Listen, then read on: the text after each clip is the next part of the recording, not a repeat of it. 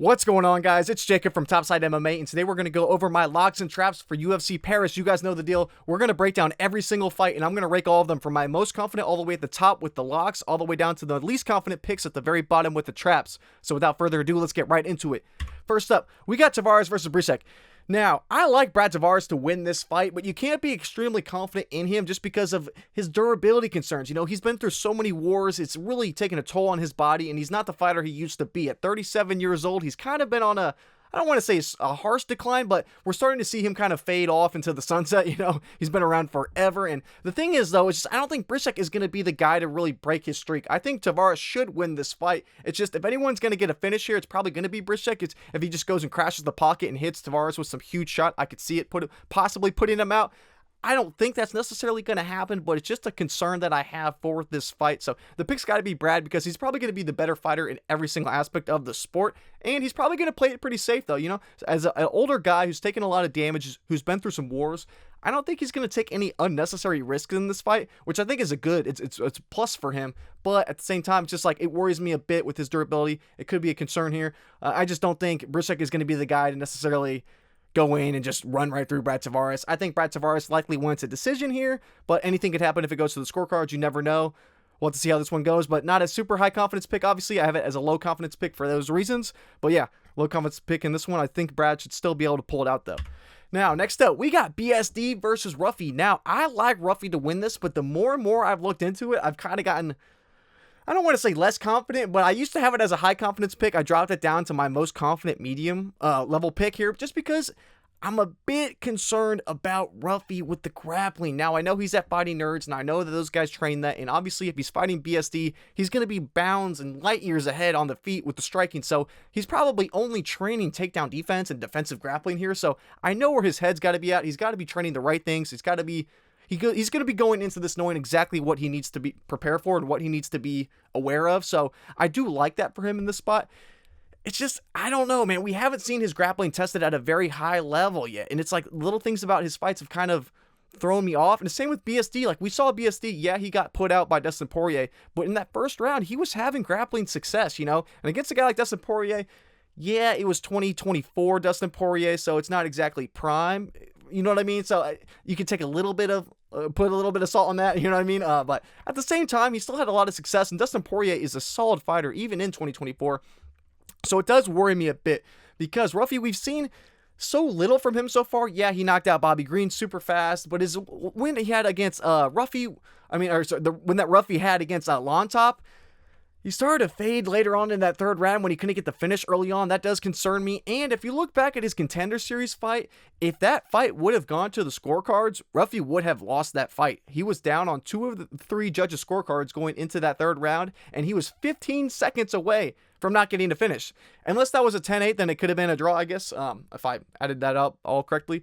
But he was down. If it was a 10-9 round, if he had won that third round and it went to the scorecards, he would have lost. So there's just little things that stand out to me that like kind of worry me a bit here just because BSD, yeah, he hasn't looked great. His striking looked abysmal in his last fight against Caio Borralho, but at the same time, you can't just completely write him off. He's only 29 years old. These guys both are actually, but I know BSD has been through a lot of wars in terms of like fight years. It's a lot higher than that, but at the same time, BSD isn't just some can that anyone can run through. I think he's just had I don't want to say unlucky run, but unfortunate run. And the thing about BSD too is he has had a new coach for the last for this fight camp, so and he's been working with Imavov and those guys, so I feel like they probably are going to have a decent game plan for him because like we saw in his last fight or when he fought when he fought Dustin Poirier, he was having a ton of success in the grappling, but then in the second round he decides to stand and bang. He wants to strike with Poirier and he gets caught for it. Little things like that people are kind of writing him off for entirely, but I feel like if anything, BSD is probably going to learn from those fights, and he's going to learn, like, okay, I don't want to stand and bang with Mauricio Ruffy. You know, he's probably going to knock me out just like Poirier did. He's probably not going to do that. And with BSD, with him fighting in his home country of France, he's probably going to be more conservative. He's probably going to do anything possible to get this win, even if it's the most boring snooze fest, wet blanket hugging against Ruffy, because that's going to be his best chance to win here. So don't be surprised. He said this fight for him is a make or break for his career. He's literally said that himself. So I would not be super guns blazing on this, throwing Ruffy in every single parlay. The odds are tightening. I think it's probably for a decent reason. Now, if this was a boxing match, obviously Ruffy would be a ginormous favorite, and striking's not even remotely close. But it's just we haven't seen Ruffy's grappling tested at a very high level. We know BSD has that ability in his back pocket. He should be the better grappler on the ground. It's just a matter of if he can get it there. But even if he can't land takedowns, even if he's just holding Ruffy up against the cage, those minutes of control time, those are going to add up on the scorecards. He's in France. If it's close, even if it's even remotely close, wouldn't be surprised if it goes BSD's way. So this fight is, the more I read into it, the more I think about it, the less and less confident I get in Ruffy. But at the same time, all it takes is one shot. If he lands one big shot, we've seen BSD put out by knockouts before, some big shots just like Poirier did. So I think Ruffy has what it takes to land the knockout shot in this fight. But I don't know. This fight's just tweaking me out just a tad bit. I almost wanted to put it in a trap because it was kind of like, the more I think about it, the more it's kind of bugging me out. But at the same time, I think Ruffy should be light years ahead on the feet and the striking. He should have enough power in his hands and his feet, obviously, to get the knockout. So I think that could easily happen here. And even if he doesn't, if he rocks BSD in some of the rounds, he could easily win those on the scorecards. And at that point, if it's that big of a difference in damage, it's going to be hard for him to lose a robbery decision that way anyway. So I like Ruffy in this one. I think he should get the job done. But like I said, I have a couple reserves in it. So next up, we got Sola versus McKee. I like Rhys McKee a lot, and I'm a little bit concerned for him in this one. But at the same time, Axel Sola just hasn't been super impressive. He's had some chin problems in the past that we've seen. He's been rocked in multiple fights in the past, recent fights too. So against a guy like Rhys McKee, yeah, Rhys McKee doesn't have some Ilia Topuria level power or anything crazy, but at the same time, he's a big dude. He has some power. He just knocked out, Frenza in his last fight. It was a crazy fight. He knocked him down 4 times in one round. Absolutely insane. So obviously McKee, it's kind of funny with the striking. It's a bit slower, but he does have power. It's shocks me his power level sometimes when he puts these dudes out like he did in his last fight, because it's you don't really see it, but obviously it's landed. So I don't know. This one is a bit worrying for me. Rhys McKee, I like him a lot as a person. I'm going to be rooting for him to win. That's why I don't want to let the bias really take me over and push this more confident than I actually am, in terms of the rankings and everything.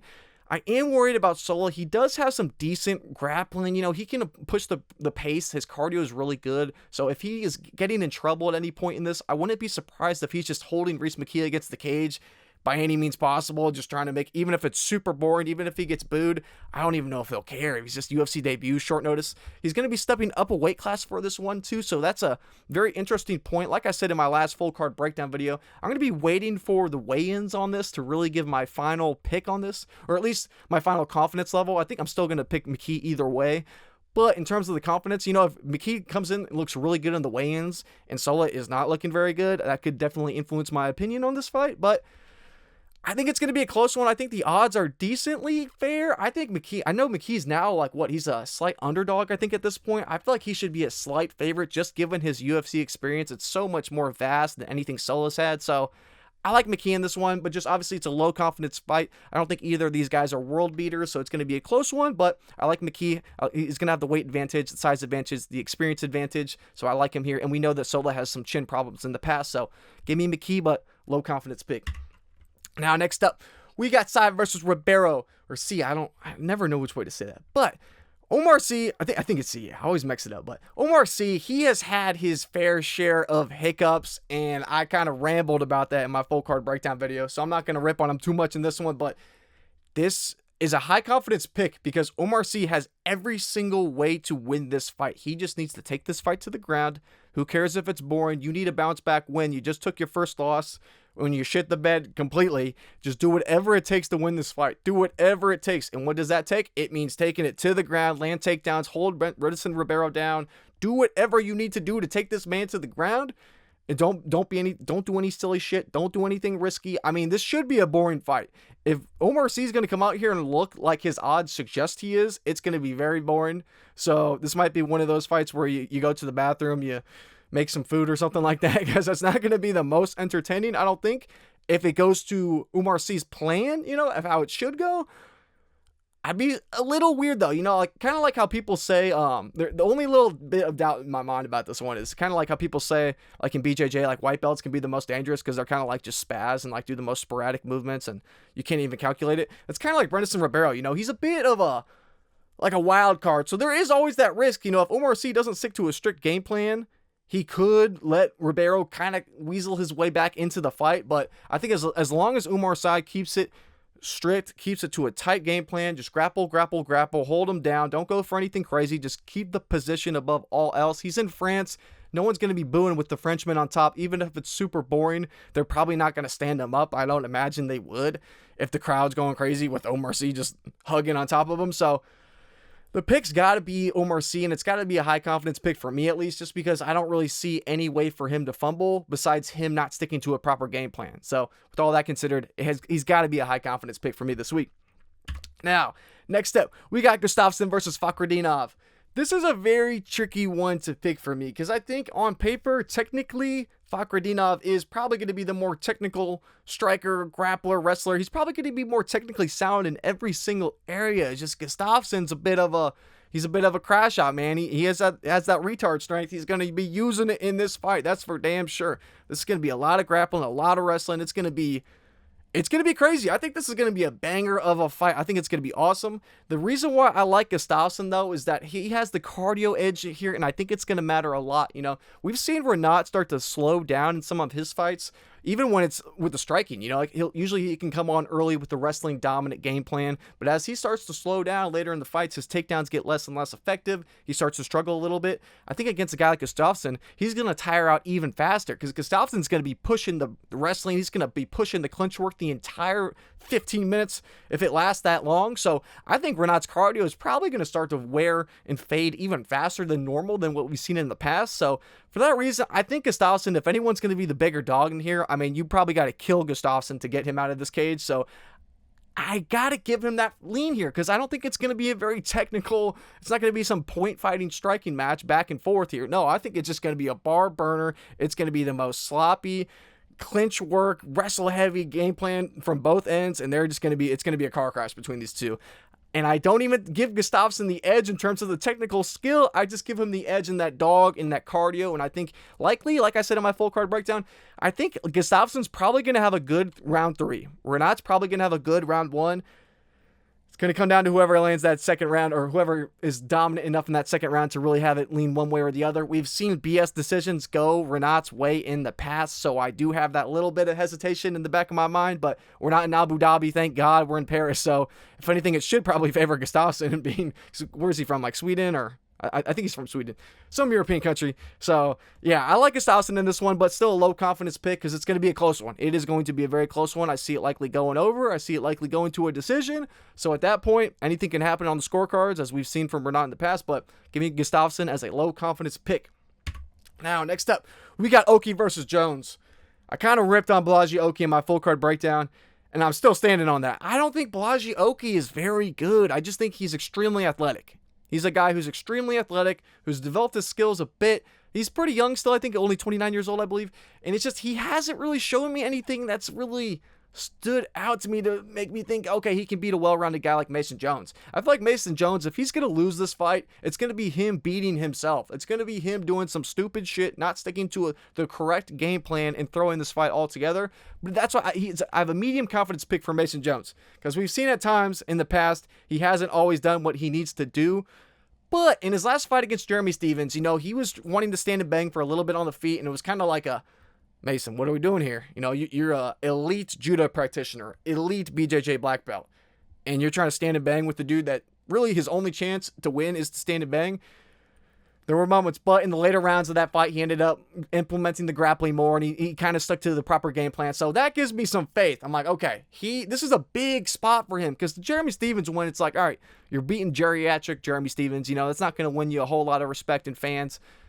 It's like not the best. I mean, it was still a good look. It was still a good performance, even though he took some big shots. It still was a good fight, but this will be a much better win on his resume. Bolaji Oki has a decent amount of hype. I think he's overrated. I think he has more hype than he should. But I think this win, especially on these guys being on the main card, I think this will be a good spot for him to really boost his career up. So I think he's going to probably play this a lot smarter. I don't see him taking a lot of risks here because Bolaji, that is the one thing. He's extremely athletic. Dude has good cardio. He has good hands. He's quick with the hands. I would say he's very quick. Not the highest skill. I'd say he's better when he's moving forward and really wearing guys down as opposed to go on the back foot because he's just not the highest level of a technical striker. But Mason Jones should just be so much more well-rounded as a mixed martial artist. If Mason Jones gets into any trouble at all on the feet, he can just stick to his judo, take it against the cage. We saw what Chris Duncan did to Bolaji. Bolaji was shooting the shitty takedowns. He got caught in a guillotine. Mason Jones is a very high-level grappler, and I know he doesn't use that. It's kind of crazy. I was going through his record. I think out of his, 16 wins? Let me double check this. It was 16 wins. I think he had 3 submissions, which is absolutely insane. Because this guy, I was looking into Mason Jones. He was a nation or national champion, and or at least he competed on the national very high level with judo, and at least judo, if not BJJ as well. So I'm like, why does this man not implement his skill set as much? I think he just probably wants to stand and bang. So there are a little bit of concerns about the fight IQ and implementing the game plan from Mason Jones. Sorry, I'm trying to pull him up really quick. So I do have those concerns in the back of my mind, but at the same time, you can't pick against him when he has such a skill set advantage in the grappling. If he needs to take it to the ground, he can take it there. Yeah, I was right. Out of his 16 total pro wins, he only has 3 of those wins by submission. I was actually looking at that line. Plus 1,000 is not terrible. We just saw Bolaji shoot himself into a submission. It could happen here with Mason Jones too. If that plus 1,000 cashes, I would not be surprised. But obviously, it's a big prop for a reason. I don't know if it gets there. Mason Jones has kind of fallen in love with his hands. He does like to strike, obviously. So this could be a back and forth striking match. But even then, I still give it to Mason Jones. If they're going chin for chin, Mason Jones has a granite chin. Yes, we haven't seen Bolaji really stuck and hurt before that badly. But Mason Jones is not losing the chin battle. So I think he should have the much wider skill set. I know I'm kind of yapping about this one. This one, I'm excited. I like Mason Jones quite a bit in this one. So we got Mason Jones in this pick, and it's going to be a medium confidence pick, obviously, for what we talked about, because there are a couple of things that I'm worried about his fight IQ and his decision making, but overall, got to go Mason Jones here. Now, next up, we got Modestas Bukauskas versus Paul Craig. Now, I like Modestas Bukauskas in this fight. He should just be the better striker, and I'm not worried about his takedown defense. If Paul Craig had better offensive wrestling, and if he had better offensive takedown abilities, if he could land takedowns better, then he'd probably be a lot tighter in the spot. It's just, he's not. At 37 years old, he's moving up to light heavyweight, or he's going back up, I guess. It's going to be tough for him to really impose any type of physical threat here because he's going against big, strong guys, and I just don't know how he's going to be able to bully his way to the ground and get it to where he needs it to be in order to win this fight. So for that reason, I like Modestas Bukauskas. Yes, he's had some problems being chinned before in the past. That's why some people have it a little bit more confident. I keep it as a high confidence pick because as long as he can keep this on the fight or on the feet, he should be able to win this fight. But there's always that chance that anything could happen. We've seen his chin be cracked before. We saw Paul Craig just look pretty decent when he fought Rodolfo Bellato. And yeah, I don't put Rodolfo Bellato on the same level as Modestas Bukauskas, but at the same time, it's still a decent. I mean, he had the whole flop where he was pretending to be out and all that BS. But at the same time, Paul Craig didn't look terrible. At 37, he's kind of on some crash out demon time mode, light heavyweight, second run, kind of going off I don't want to say off the deep end, but Paul Craig's not afraid to scrap at this point in his career. I wouldn't be surprised if he tries to make this even ugly because I don't think he's going to be landing takedowns. So anything could happen with light heavyweights. They both have been chinned before in the past. So not an all-time block. I still think it's a high confidence pick though, just because Modestas Bukauskas extensive kickboxing history throughout his whole career. That's where his base is in this sport. So I like Modestas. As long as he can keep it on the feet, he should look much better in the striking. Whether it's a knockout or a decision win, it's hard to really say. I could see it going either way. Because at the same time, I think if Modestas does knock Paul Craig down, I don't see him following him to the ground. That would just be stupid. So unless he gets a standing knockout or really puts Paul Craig out, I would not be terribly surprised if this went the distance. But it could go either way. But either way, I like Modestas Bukauskas in this fight. I think he has what it takes to beat Paul Craig. Like I said, as long as he can keep it on the feet. So next up, we got Hardwick versus Fernandes. I like Caio Fernandes in the spot. Now, I didn't talk about this one in my full card breakdown, so I guess we can. I mean, there's not a ton to talk about on this one. Hardwick, the main thing, I actually really like Caio Fernandes in this fight. I actually already have a bet placed on him because I saw that line is already starting to widen. And I saw with Hardwick, it's just nothing really stood out to me. You know, he's taking this fight on 4 days notice. He's stepping up a weight class. He's looked good at Cage Warriors, but we haven't always seen those Cage Warriors guys translate over very well. And from what I saw of him, it just wasn't anything impressive to me to where I thought, oh, he could beat a guy like Caio Fernandes. Well, at least Fernandes is experienced. He's tested in the UFC. He just cashed as a plus 300 underdog. He looked amazing on the feet striking against Grom. And I think that's going to be enough to easily get him a win here. You know, I think the line is not wide enough. I got him at minus 160, I think. And even then, I feel like Caio Fernandes is got to be a minus 200 plus in this spot, just because Hardwick hasn't been able to really prove anything. And the other thing I talked about too is Fernandes has really underrated striking, and I was a little bit worried because I was like, okay, maybe Hardwick is going to come in here and land like a ton of takedowns and try and like chain wrestle. And I was looking, it was either his last fight or 2 fights ago, he knocks this guy to the ground, or maybe it was 2 or 3 fights ago, I forget which one it was, but like he knocked his opponent down and he kind of lets him stand back up, you know, so it's not like he's dying to get to the ground, you know, he kind of wants to keep it on the feet for the most part. And when he knocked that guy down, he didn't follow him down to the ground with him, or obviously follow him down, try to mess around on the ground. So I was like, okay, if he's going to try and keep this as a striking match, he's stepping up on short notice. His cardio's looked fine so far, but at the same time, stepping up short notice, up a weight class, it is going to be a wear on your body. It's going to be a little wear and tear. So I just don't know if he's going to keep it on the feet and make it a striking match against Fernandes. We've seen Fernandes,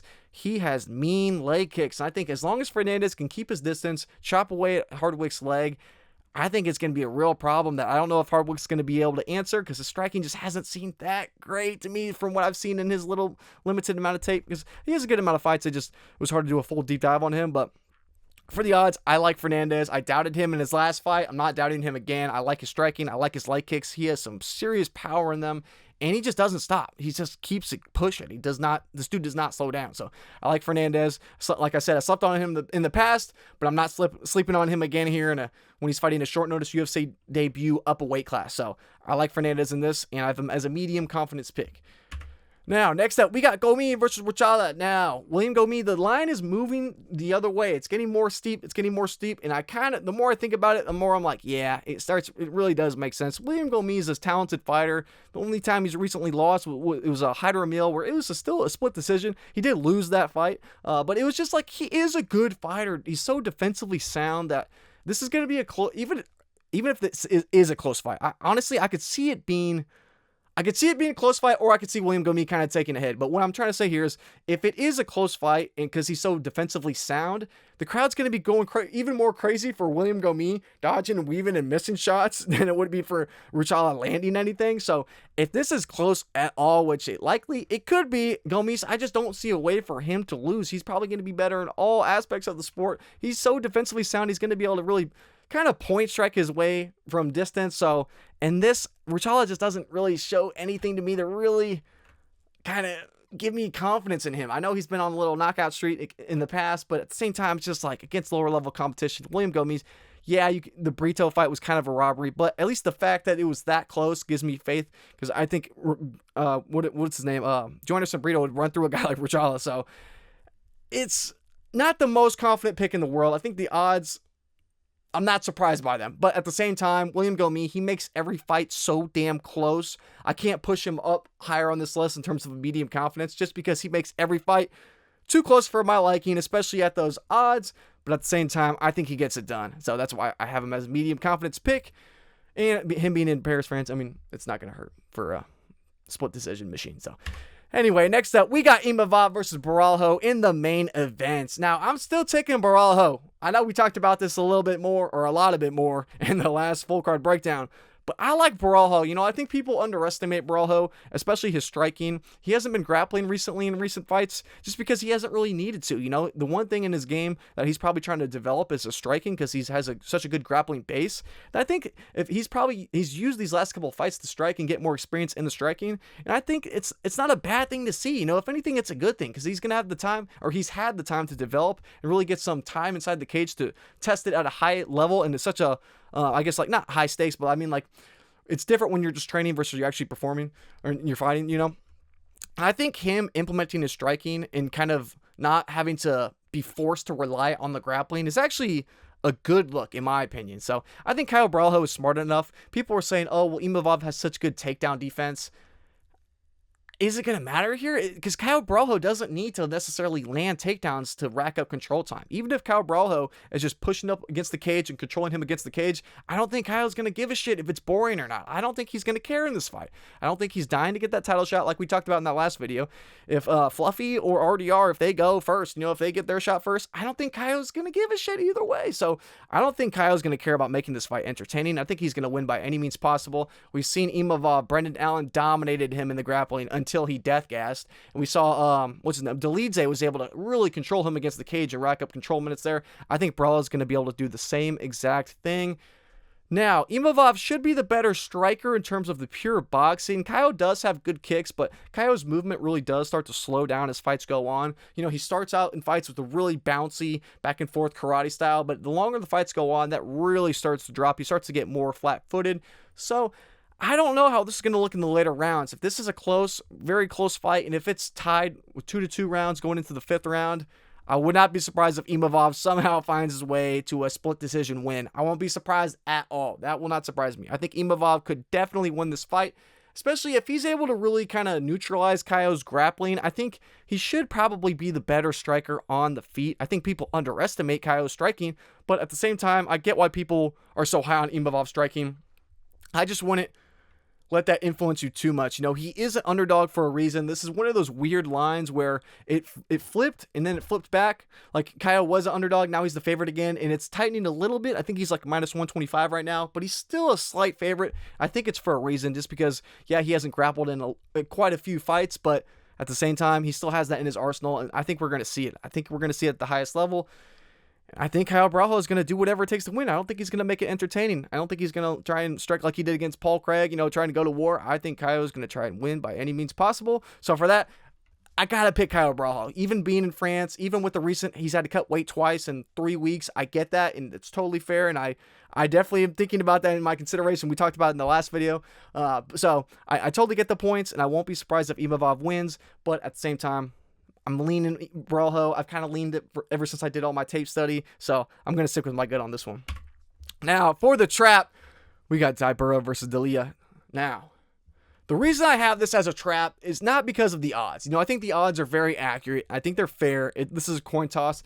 This is just one of those fights for me. I count this as a trap because no matter how much research you do into this, no matter how much tape study you do, no matter how much I try and think about this one and break it down and be as logical as possible, this is going to be some sloppy heavyweight bullshit. This is going to be some bullshit. On one hand, you have Marcin Tybura. He's getting older, man. He's not trying to go to war. He's going to take the path of least resistance. We've seen that in his recent fights. He's going to try and take guys down. He's going to try and just lay on top of them, ground and pound his way to a win. He does not want to have any adversity. And the thing is he's starting to slow down a little bit. He's very dominant when he can get to the ground. He can get on top of you, but he's not very fast. His speed is a bit...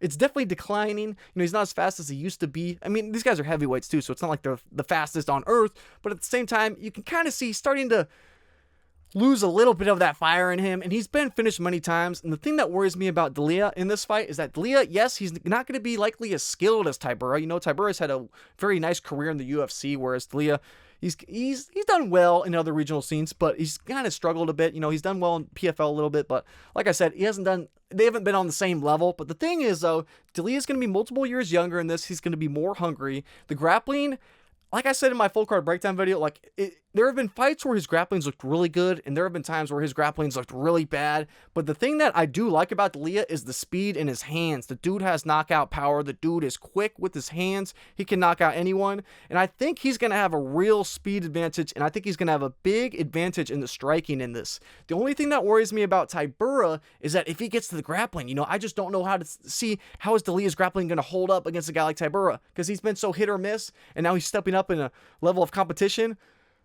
This one is just the more I think about it and the more I keep rambling about it, you could start leaning either way. That's why I think this is a trap. I think purely just because of the sense of don't overthink this one. I'm just kind of going with my gut. My gut's saying D'Elia. I will not be surprised if Tybura ground and pounds his way or hugs his way to a decision win. I won't be surprised at all. But at the same time, it's just there's so many little asterisks about all the little different things about this fight. I talked about it more in my full card breakdown. But there's just so many little BS things to consider. Don't overthink this one. Don't throw either of these guys in a million parlays. I would honestly avoid this fight entirely with the bets. Maybe if you look for a live betting spot.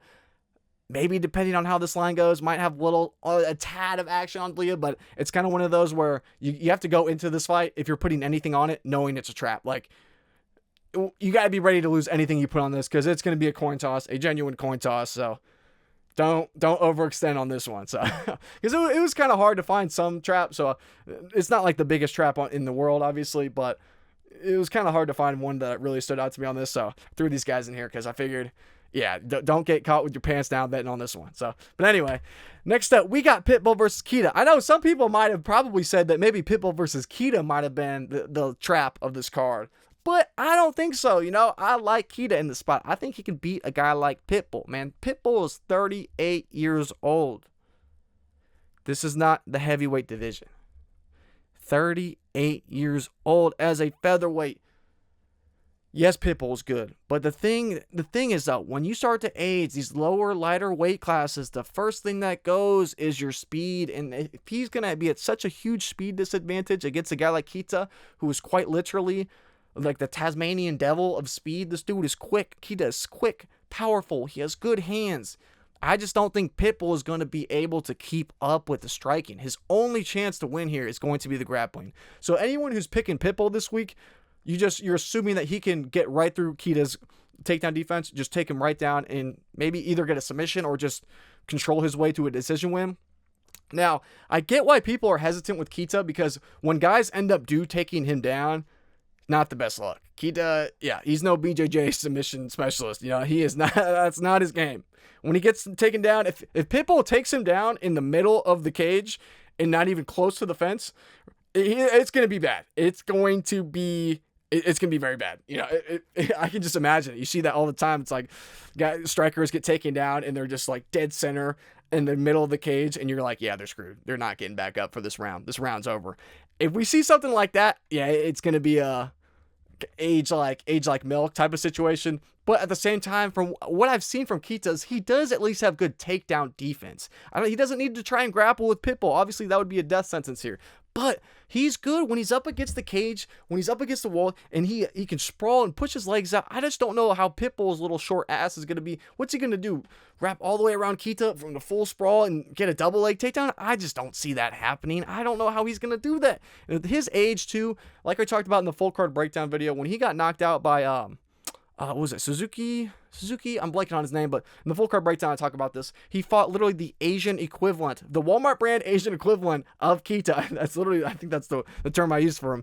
And he got knocked out cold in the first round. I think Kita is going to be able to touch that chin of Pitbull. We've seen him hurt multiple times in recent years, and at 38 years old, all this damage is just starting to build up and stack and stack and stack. And why do you think they put Kita against Pitbull of any UFC debut? They're not giving him someone that's either going to run right through him. They're paying this guy too much money to have him just be a dud that gets ran through. He's denied 2 deals by the UFC so far.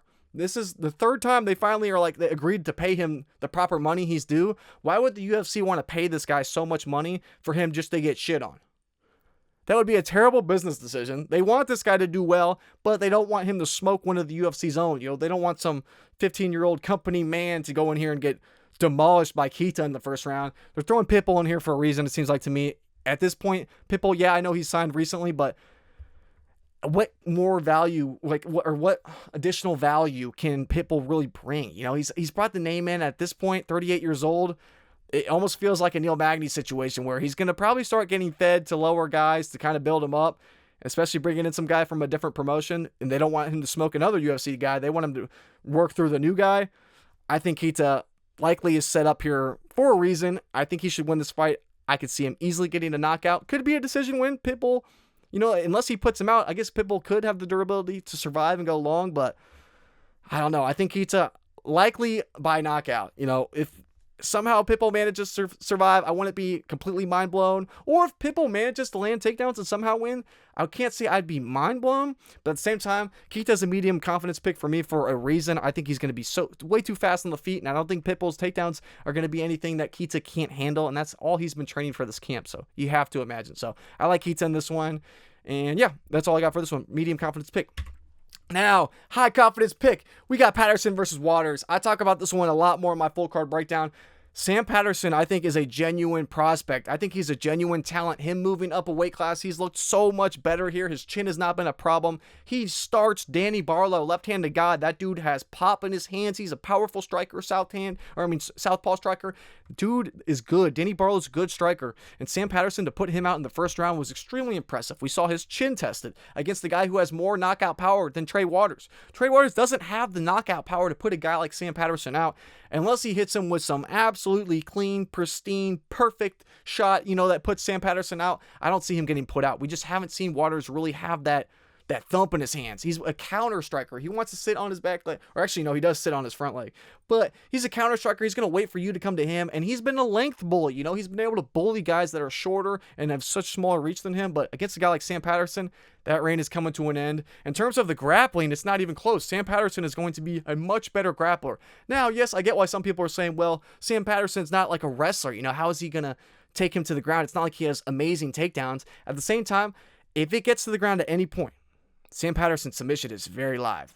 Very live. I think they have it. I think they have literally the most likely method of this fight ending, according to the bookies, is Sam Patterson by submission. It's either that or decision. It's one of those two, but it's for a reason. Sam Patterson can sneakily get a submission here. I wouldn't be mind-blown if that happens. I think it's likely submission or decision. Waters does have a decent chin. We've seen his chin hold up pretty well so far, so I don't know if Sam Patterson is going to have exactly the knockout power to really starch him and put him out. But at the same time, I just don't think Waters has a great way to really perform well in this fight. I think he's going to be a bit behind in terms of the striking power. Sam Patterson's striking has looked so much better. Sam Patterson, as long as he can just push forward, that's how you beat a guy like Waters, who's a counter striker. He just needs to make it ugly and work it up close. He needs to close the distance. Don't let Trey Waters just work behind a jab from range. Screw that. That's how Billy Ray Goff got robbed in a decision. Sam Patterson, he can make it ugly. And like I said, if this fight gets to the ground, Sam Patterson's going to win that round. So I like Sam Patterson a lot in this spot. I think people are sleeping on Sam Patterson, and I think people are overestimating Trey Waters. So I had him as a high confidence pick. Realistically, he should be a medium confidence pick because it's kind of in the same boat as like a Mason Jones, Kaue Fernandes, kind of like Ruffy, kind of like the same boat. I say more so like a Mason Jones, Kaue Fernandes. He has a way to win here. If he can take this to the ground, he can dominate there, and I still think he's the better striker on the feet too. So I like Sam Patterson in the spot. I think the odds, it was starting to tighten, but now it's starting to get a little bit wider. It was like -2 something, then it got to like -160, 150, and now it's going back up to -180. So I think it's going to keep going back up. I think it's going to keep getting worse and worse odds because I think Sam Patterson is very, very live in this fight, and I like him to win. So, last but not least, our last pick of the day, we got Shauna Bannon versus Sam Hughes. Now, this is the first women's lock ever. I'm a bit nervous. I was a bit nervous to record this video because I was like, are we really doing this? If this one misses, I'm gonna get some heat. I'm gonna get some heat coming my way. And I know that. And I was like, you know what? I can live with that because I went through all of their fights. I watched all of their fights. And it made me even more confident in this pick. Sam Hughes as the lock of this card. I think for the odds, I think it's great value. The more I've looked into it, because at first when I looked at this fight, I was like, okay, 3 to 1, Sam Hughes, who's always been the underdog. Whoa. I know Shauna Bannon's not, no, she's not very good, and she's pretty bad, but like, that's still kind of crazy. The more I've watched it, oh my goodness, I'd rewatch all these fights. Oh my goodness, the more I've got more and more confident in Sam Hughes. Shauna Bannon, I don't want to be disrespectful. One, I can't stand her as a person, so I am biased in this to begin with. But I'm not trying to let that influence my decision making. Shauna Bannon is just a sidekick merchant. That's all she has. Shauna Bannon she has this dumbass sidekick that I saw her land one time. She landed one time where she had a nice head kick on Puja Tamar. But besides that, she's just trying to create distance. I don't know who the hell she thinks she is. That shit is not going to work against higher level competition. And she's had success against lower level girls because they don't push. They don't push pressure.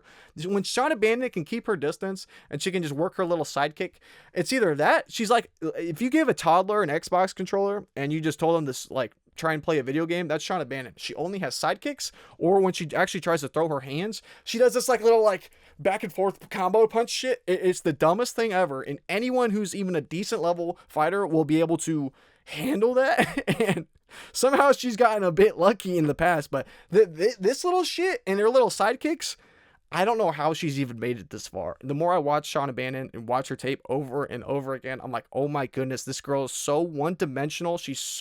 Everything she does, there's no setup. She just repeats the same things over and over and over again. She doesn't look good on the ground. She got rocked by Puja Tomar. Puja Tomar lost that fight because Puja Tomar was so afraid to initiate anything. She was so afraid to go in there and try to close the distance at all. She sat back and she went, let me fight to her game plan. Shauna Bannon wants to fight. She wants to do her little sidekick bullshit from range. Let me just completely stay at range from her and let her just sidekick me for the first complete round. I don't know what Puja Tomar was thinking. She looked terrified in there. It was the dumbest game plan and decision making I've ever seen. And then in that second round, she's finally gets the bright idea. Okay, let me try and win this round. Let me actually try and fight and not just sit at kicking distance where I'm getting clipped. Now, she did get hit with one good kick to the face. Shauna Bannon, to her credit, she landed one good high kick that hit her in the face. It kind of woke her up a little bit. But after that, rocked her, man. Shauna Bannon got hit, or it wasn't a punch. It was a leg kick. Puja Tomar hit her with. Now, I know Shauna Bannon, obviously we all know, she got the submission. Puja Tomar has 4 out of 5 losses as a pro by submission. She's not good on the ground. Any other competent grappler or competent MMA fighter would not have gotten into that armbar. And it was like Puja Tomar got out, but then somehow sunk herself further in. It was the dumbest shit I've ever seen. It was mind-blowing how she kind of gave that fight away. That is not, when people think about that win, 1, Puja Tomar is just not a good UFC fighter. But 2, she easily could have lost to Puja Tomar. And the fight before that against Alice Ardeline, oh my God. I think Alice Ardeline won that fight. Alice is a OnlyFans former, CSGO player who stepped up on a couple, 4 days notice or something crazy? Fought Shauna Bannon to a split decision. I thought Alice won that fight. That's how bad Shauna Bannon is. Once she got to the ground, Shauna Bannon looked like shit. If she can't submit you with some weird fluke armbar, Shauna Bannon just doesn't look good anywhere. Shauna Bannon looks like the type of fighter, she looks like she was always the best fighter, the female fighter in her gym, and then she got to a higher level of competition, and the same bullshit sidekick that she used for the last 5 years is not going to work at the UFC, and she's mind blown. She doesn't know how to adapt at all. There's no adapting. There's no adjustments. It's Shauna Bannon's going to this, or she's going to hit the same sidekick 50 times. Sam Hughes is a dog. Sam Hughes is not afraid to push forward. Sam Hughes can land takedowns. She can survive on the ground. If Jacqueline Amorim did not submit Sam Hughes, I'm damn sure Shauna Bannon's not going to submit her either. Now, there's always a chance of a robbery. We're in Paris, France. Anything could happen. These girls are likely going to a decision, but at the same time, it would have to be the most heinous robbery I've ever seen. There is no way in hell. Sam Hughes has the cardio to last all 3 rounds. She's going to be putting the pressure. She's a dog. And the good thing is she listens to her coaches. When her coaches tell her to do things, she does them. You can actively see her making adjustments mid-round when her coaches tell her to do certain movements. I like that because anything that Shauna Bannon throws, if Sam Hughes isn't able to obviously read it within the 5 seconds that Shauna Bannon's thrown the same sidekick 30 times, her coaches at least are going to tell her what to do to adapt. And she just has every way to win this. Sam Hughes she could win it on the feet striking. Everyone goes on about these accolades of Shauna Bannon and her kickboxing, that she was some crazy champion. Shauna Bannon's kickboxing is so bad when she's on the defensive. Yeah, when she's able to land her little sidekick bullshit and she's able to walk you down and push you against the cage, yeah, Shauna Bannon looks decent. Anytime she faces any adversity, she just crumbles. She can't handle it. Even on the ground, when girls take her down, she's fine just going on her back, trying to throw some random bullshit up. She doesn't look good on the ground. She doesn't look good on the feet unless she's the one pushing the pressure. And Sam Hughes is not the type of girl that you can just walk down. Sam Hughes is not going to sit behind and be scared of a little sidekick. And those sidekicks don't do damage either. They are it's one of probably the best kick you can get hit with is that little sidekick. And that's the thing too. Every time Shauna Bannon does that little sidekick, she's bouncing on one leg. Sam Hughes is a former track Division I athlete. She is crafty. She is scrappy. She's going to get hit with one of those kicks. She's going to take Shauna Bannon down. And from there, I'm not even saying that she's going to necessarily even need to get a submission win here or a ground and pound win here. But even if she's just the dominant position, she's not going to lose this fight. If Alice Ardeline is able to control Shauna Bannon for that long that she was able to throughout that fight, I have no doubt in my mind that Sam Hughes is going to be able to do the exact same thing. Sam Hughes has fought actually high-level talent inside the UFC, and she's won a lot of good matches. her last fight to Stephanie, she's a solid prospect who has much better striking than Shauna Bannon. And yeah, it was arguable. You know, you could have argued she lost it, but it was competitive. And I think Stephanie would smoke Shauna Bannon. Shauna Bannon is just so mid. And yes, I know people are a little bit hesitant, like, oh, you know, like Sam Hughes, this is the first time she's an underdog in her UFC career. It's for a reason. 1, she's been fighting high-level competition in the past. 2, she's going up against a bum in Shauna Bannon. I could keep going. You could give me an hour to rant about my dislike for Shauna Bannon and how mid she is, and I could probably keep going. It's not even. It's about Sam Hughes being a dog, and I think she has every way to win this fight, but it's more so Shauna Bannon. Her record is inflated. It's going to get exposed. I like Sam Hughes a lot in this fight, and I'm very confident she gets it done. First women's lock ever. So if this ages poorly, I'm going to get clipped. This is going to come back to haunt me, but I don't think it is. I'm very confident in Sam Hughes. I think she has her way. I think she wins however the hell she wants. If she gets a submission, I wouldn't be surprised. If she gets a knockout, ground and pound TKO, I wouldn't be surprised either. If she wins a decision, I wouldn't be surprised. I think Sam Hughes by however she wants it. Most likely, probably a decision. Probably. And second behind that, probably a knockout. And then the submission. I'd say submission is probably the least likely. But I'd say knockout or decision is going to be likely the most probable outcome in this fight, but I like Sam Hughes a lot. And then before I keep rambling on about this one, I guess that does it for this one. So thank you guys so much for watching. I guess I can put us back. This is the final list. This final tier list, final ranking for what I got it. But thank you guys so much for watching. And like I said too, we're gonna go over the weigh-in recap video when I have that coming up later tomorrow. I'm gonna have that video out for you guys after we see all the weigh-ins, because the Paris timing's a bit off. It's a bit unusual, you know, with the different timing for the guys, all us guys in the States and girls in the States. So I'm gonna have that weigh-in recap video, and then we'll go over my final confidence breakdown and final confidence rankings, because sometimes weigh-ins make a bit of a difference or not. So stay tuned for that video. I'll also have my betting breakdown video coming out later tomorrow as well, so stay tuned for both of those videos. I'm excited to put those out. I really like this card from a betting perspective. I think there's a lot of good value. So yeah, I'm excited to put these videos out. I'm already working on them behind the scenes. So thank you guys so much for all the love. Thank you guys for all the support. Thank you guys so much for watching.